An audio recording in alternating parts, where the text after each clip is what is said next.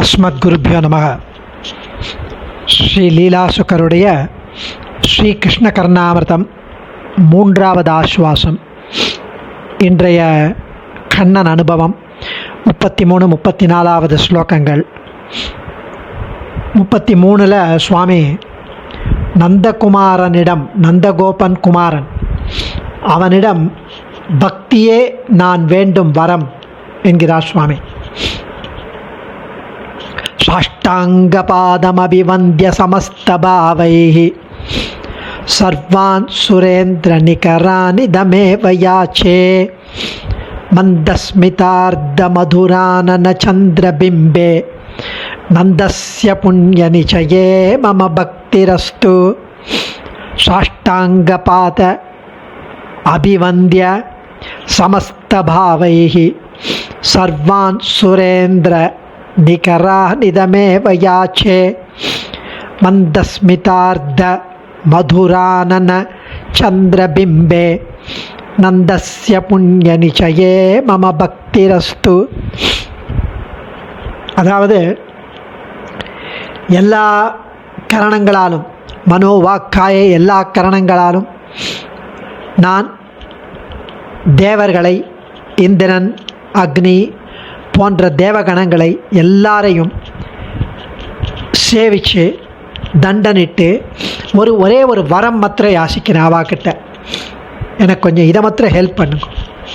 அது என்னன்னா, புன் சிரிப்பால் கவர்ந்து நம் மனத்தை கவரும், கனிந்து இனிமை கொஞ்சும் மதிவதனம், சந்திரவதனம் கொண்ட கண்ணனிடத்தில், நந்தகோபனுடைய புண்ணியத்தின் மொத்த உருவாக அவதாரம் எடுத்த அந்த கண்ணனிடத்தில் எனக்கு மாறாத பக்தி எப்பொழுதும் சாஸ்வதமாக இருக்கணும் என்பது அந்த ஒரே ஒரு விண்ணப்பம் தான் அடியேன் செய்யும் விண்ணப்பம். அந்த தேவகணங்களுக்கு அவாதான் அந்த வரம் கொடுக்கணும் அப்படிங்கிறார். சமஸ்தபாவைகி எல்லா கரணங்களாலும், மனோவாக்காயை சாஷ்டாங்க பாதம் அப்படியே தண்டவத் பிரணாமம் பண்ணுறேன். பூமியில் படும்படியாக அபிவந்திய வணங்குறேன். சர்வான் சுரேந்திர நிகரான் எல்லா தேவர் குழாங்களையும் இதமேவ இது ஒன்றையே வேண்டிக் கொண்டிருக்கிறேன்.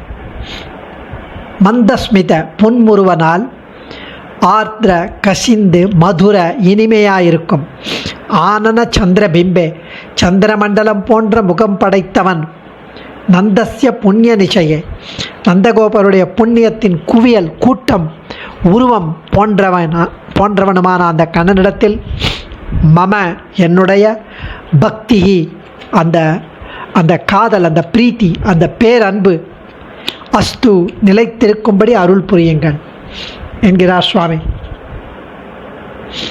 கிருஷ்ண பக்தி ஒன்று தான் வாழ்க்கை பயன். கண்ணனை நினைக்கலைன்னா காலமெல்லாம் வீண்.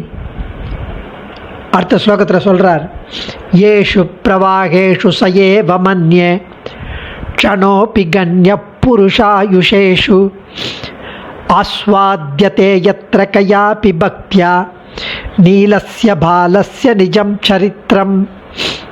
येषु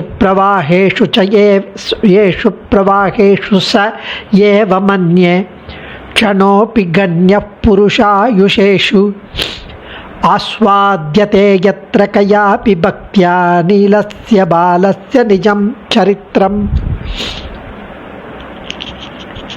அதாவது ஏஷு பிரவாகேஷு, ஏஷு இந்த பிரவாகேஷு வெள்ளம் போல வேகமாக செல்லும், புருஷ ஆயுஷேஷு இந்த மனிதனுடைய ஆயுள் அப்படியே நிமிஷம் மணியாறுது, மணி நாளாறுது, நாள் வாரமாறுது, மாதமாறுது, வருஷங்களாறுது, கிழமாயிரும், செத்து போயிடும்.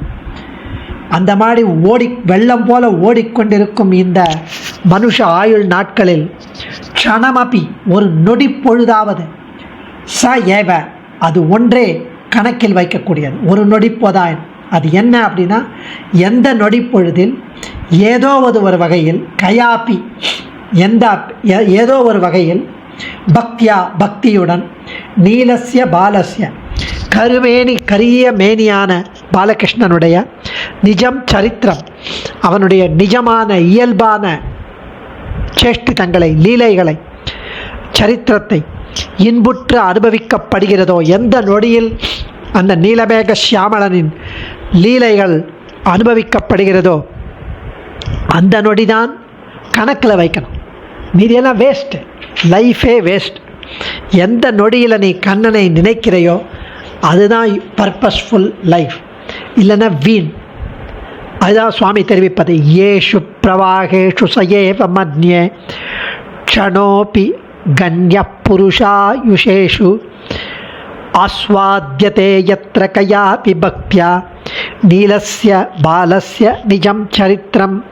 மனிதர்களின் ஆயுள் கால வெள்ளத்தில் கரைந்து கொண்டே போகிறது. வேதம் நூல் பிராயம் நூல் அறிவலாம் புகுவரேலும் பாதியும் உறங்கி போகும் நின்றதில் 15 ஆண்டு.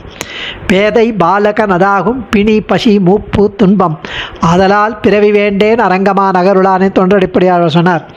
100 வயசில் பாதி உறங்கி போகும், மீதியில் பாலகன், பேதை பாலகன், மூப்பு, நடுவில் அது, அதாவது இளமை. அதை கூட அவர் இளமைன்னு சொல்லலை, அது.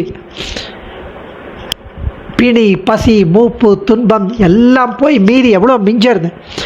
அதில் கூட நம்ம வேறு ஏதேதோ பண்ணிட்டு இருக்கோம் அந்த மிஞ்சின டயத்துலேயும்.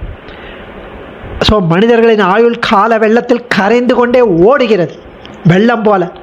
அதில் ஒரு க்ஷணமாவது நீலமேனி வண்ணன் கண்ணனின் உண்மையான திவ்ய சேஷ்டிதங்களை, திவ்ய சரித்திரத்தை ஏதோ ஒரு வகையில் பக்தி ஸ்ரத்தையுடன் ரசிக்கப்பட்டிருந்தால் அந்த க்ஷணம் பயனுள்ளதாக கருதப்பட வேண்டும். இல்லைன்னா பயனற்றது. கற்றதனால் ஆய பயனென்கொல் வாளறிவன் நற்றால் தொழா அர் எனின். அடியேன் தன்யோஸ்மி. சர்வம் ஸ்ரீ கிருஷ்ணார்ப்பணமஸ்து.